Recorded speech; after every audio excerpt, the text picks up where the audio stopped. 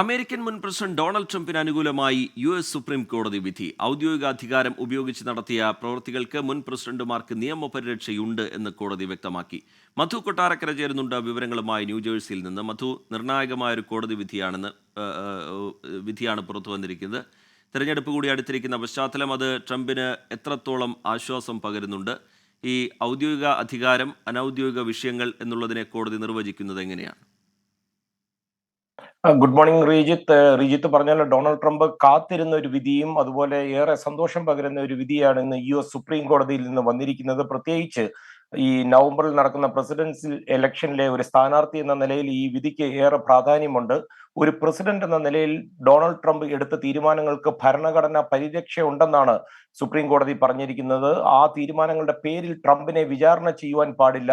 ഔദ്യോഗിക കാര്യങ്ങളിൽ ഈ പരിരക്ഷ ലഭിക്കുമ്പോൾ ട്രംപ് എടുത്ത സ്വകാര്യ തീരുമാനങ്ങൾക്ക് ഇത് ഉണ്ടാകില്ലെന്ന് കോടതി പ്രത്യേകം വ്യക്തമാക്കിയിട്ടുണ്ട്.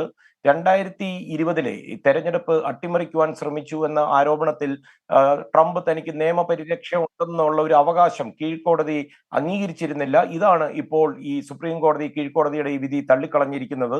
ചീഫ് ജസ്റ്റിസ് ജോൺ റോബർട്ട്സിന്റെ നേതൃത്വത്തിൽ 9 അംഗ ജഡ്ജിംഗ് പാനലായിരുന്നു ഉണ്ടായിരുന്നത്. അതിൽ 6 പേരാണ് ഡൊണാൾഡ് ട്രംപിന് അനുകൂലമായി നിലപാടെടുത്തത്.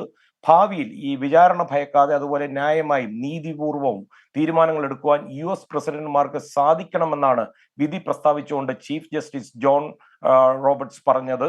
ഈ ട്രംപ് ഈ വിധിയെ സ്വാഗതം ചെയ്തു. ജനാധിപത്യത്തിന്റെ വിജയം ആയിട്ടാണ് ട്രംപ് ഈ വിധിയെ കാണുന്നതെന്ന് വ്യക്തമാക്കുകയും ചെയ്തു.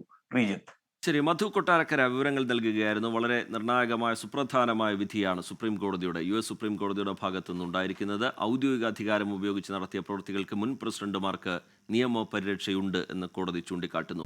ലോകത്തെവിടെയായാലും ഏത് സമയത്തും 24 വാർത്തകളും ഓഗ്മെന്റഡ് റിയാലിറ്റി പാക്കേജുകളും എക്സ്പ്ലെയിനറുകളും വിശദമായി കാണാൻ ഞങ്ങളുടെ YouTube ചാനൽ നിങ്ങൾക്ക് സബ്സ്ക്രൈബ് ചെയ്യാം.